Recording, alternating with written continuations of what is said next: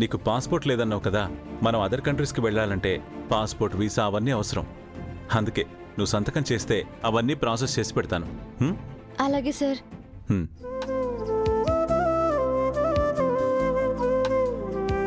నీకు అబద్ధం చెప్పాను. సారీ గంగా. నిన్ను బెస్ట్ బాక్సర్ని చేయడమే నా లక్ష్యం. అందుకోసం నేను ఏమైనా చేస్తాను.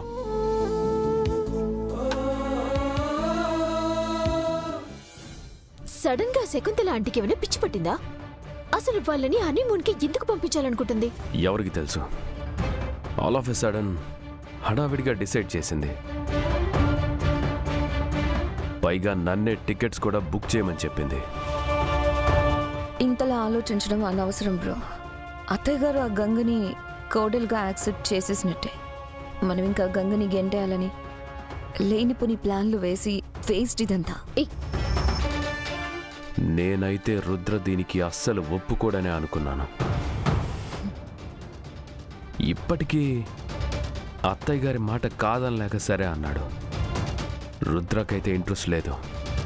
పైగా బాక్సింగ్ మ్యాచ్ కూడా దగ్గరలోనే ఉంది. రుద్ర బాక్సింగ్ ని మించి దీన్ని ప్రేమించడు. I know it. కానీ ఇప్పుడు బాక్సింగ్ గురించి కూడా ఆలోచించకుండా హనీమూన్ కి రెడీ అవుతున్నాడంటే అసలు నాకు నమ్మబుద్ధే కావట్లేదు. ఎంతకాలమని బాక్సింగ్ల కోసం పరుగులు తీస్తాడు? పైగా గంగకు కూడా బాక్సింగ్ చేయడానికి పర్మిషన్ లేదు. రీసెంట్గా జరిగిన మ్యాచ్లో దీప్తి అనే క్యాండిడేట్ అసలు క్వాలిఫై కూడా అవ్వలేదు. ఇక అకాడమీలో అంతకు మించి బెటర్ ప్లేయర్ లేరని అనుకుంటున్నారు. సో కంప్లీట్గా లైట్ తీసుకొని ఉంటారు. లేదు ఇషిక, రుద్ర సైలెంట్ గా ఉండడు. వేరే ఇంకేదైనా ప్లాన్ చేస్తున్నాడేమో అని నా డౌట్. తన ప్లాన్స్ ఏమైనా ఉండని వాళ్ళు హనీమూన్కి వెళ్ళడానికి వీల్లేదు. ఎందుకంటే వాళ్ళకి పిల్లలు పుడితే శకుంతలత్తయ్య వారసులనే ప్రేమలో పడి వాళ్ళకి పూర్తిగా సరెండర్ అయిపోతుంది. సో వాళ్ళ ట్రిప్ క్యాన్సిల్ అయ్యేలా ఏదో ఒకటి ప్లాన్ చేయాలి. ఇంకా ఉన్నది ఒక్కటే దారి.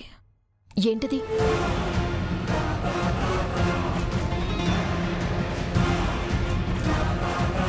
స్టాక్ మొత్తం వచ్చేసినట్టేగా? వీరు బ్యాలెన్స్ ఇంకేం లేదు కదా? ఏర్పాట్లు ఎక్కడి దాకా వచ్చాయి? వీసా రాలేదు అత్తయ్య గారు. వీసా రాకపోవడం ఏంటి?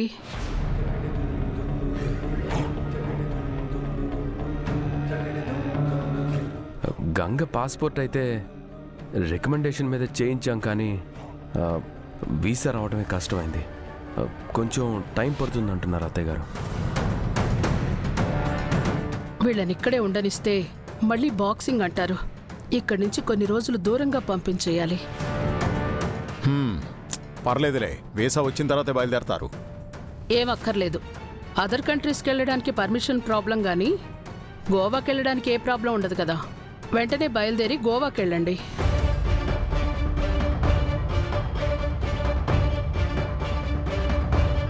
అత్తయ్య గారు, ఇంత అర్జెంటుగా ఎందుకు ప్లాన్ చేస్తున్నారు? కొంచెం టైం తీసుకొనివ్వండి.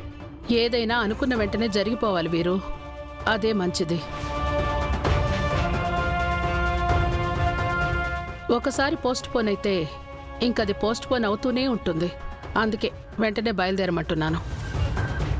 అవునన్నయ్య, గోవా వండర్ఫుల్ గా ఉంటుంది. ఇంకేం ఆలోచించకండి, వెంటనే స్టార్ట్ అయిపోండి. అవునన్నయ్య, లగేజ్ కూడా పెద్దగా క్యారీ చేయాల్సిన అవసరం లేదు. అన్నీ అక్కడే దొరికేస్తాయి. అత్తయ్య గారు అంతగా చెప్తున్నారు కదా బావగారు, మీరు వెళ్ళడమే మంచిది. అసలు అత్తయ్య గారికి ఏమైంది? వీళ్ళనమ్మ నాన్నలు చేసే వరకు నిద్రపోయేలా లేదు. ఫారూక్కి చెప్పినా నో యూస్. వీళ్ళ హనీమూన్ ఎలాగైనా ఆపాలి. చూడబోతే రుద్రబాబుకి అంత కన్వీనియంట్గా ఉన్నట్టు అనిపించట్లేదు. బావా, నీకేమైనా వేరే ప్లాన్స్ ఏమైనా ఉన్నాయా? నా ప్లాన్స్ ఏంటో తెలిస్తే నీ ప్లాన్స్ ఏమైనా చేంజ్ చేద్దామనే బావా? అలా అంటున్నావేంటి బావా? నీ కన్నింగ్ ప్లాన్స్ అన్నీ నాకు తెలుసు. ఏం లేదు వీరు, నీకు చాలా పనులుంటాయి కదా. నా ప్లాన్స్ గురించి ఆలోచిస్తూ ఉంటే నీ టైం వేస్ట్ అయ్యి నీ ప్లాన్స్ పాడైపోతాయేమో అన్న ఆవేదన. నో ప్రాబ్లం బావా, నేను మేనేజ్ చేసుకుంటానులే.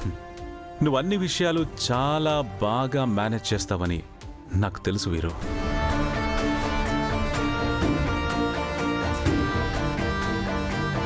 ఈసారి నీకు ఆ ఛాన్స్ ఇవ్వనులే. I have my plans. I can manage, Pava. You just relax.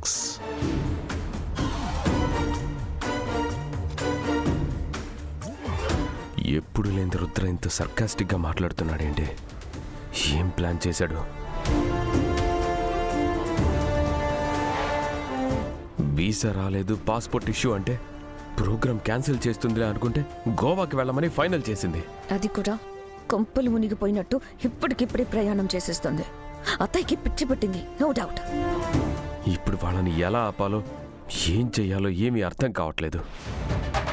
పైగా అరేంజ్మెంట్స్ అన్ని నేనే చెయ్యాలంట. Damn it.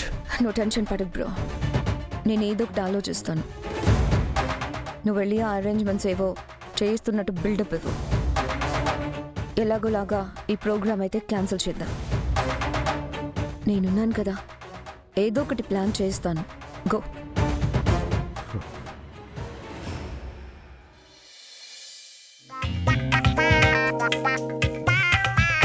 అన్నయ్య చాలరా, అయినా గోవాకి వెళ్ళి బట్టలు వేసుకొని తిరుగుతారా ఏంటి? అది కూడా కరెక్టేగా. ప్రీతి, ఈ చీరలు సరిపోతాయా ఇంకా పెట్టుకోవాలా? 2 పట్టు చీరలు కూడా పెట్టుకోవద్దునా? మడి కట్టుకుని పూజ చేద్దు గాని. అవునవును, గుడికి వెళ్ళినప్పుడు కట్టుకోవచ్చు. హా?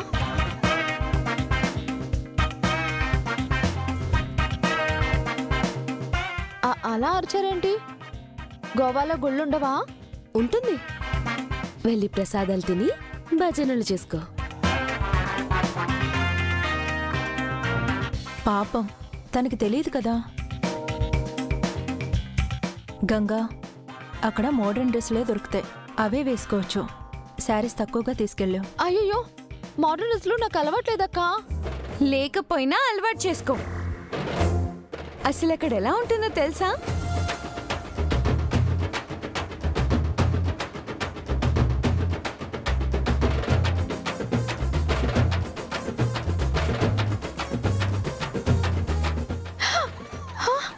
అమ్మో, అయితే నేను అస్సలు వెళ్ళను.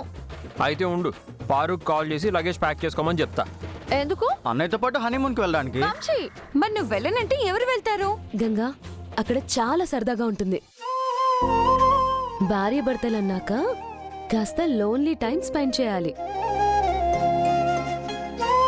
అప్పుడే ఒకరికొకరు మరింత దగ్గరవుతారు. ఏం లోన్లీ టైమింగో ఏమో.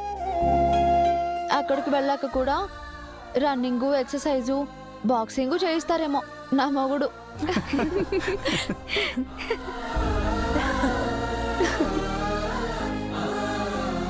అందరూ నేను గంగని గోవాకి తీసుకెళ్తున్నాను అనుకుంటున్నారు, కానీ తనని నేను బాక్సింగ్ పర్పస్ మీద తీసుకెళ్తున్నాను. రుద్రప్రతాప్ భార్యగా కంటే కూడా తనకంటూ ఒక ప్రత్యేకమైన గుర్తింపు ఉండాలి. అలా ఉండాలి అంటే తనని బాక్సింగ్ ఛాంపియన్ చేయాలి.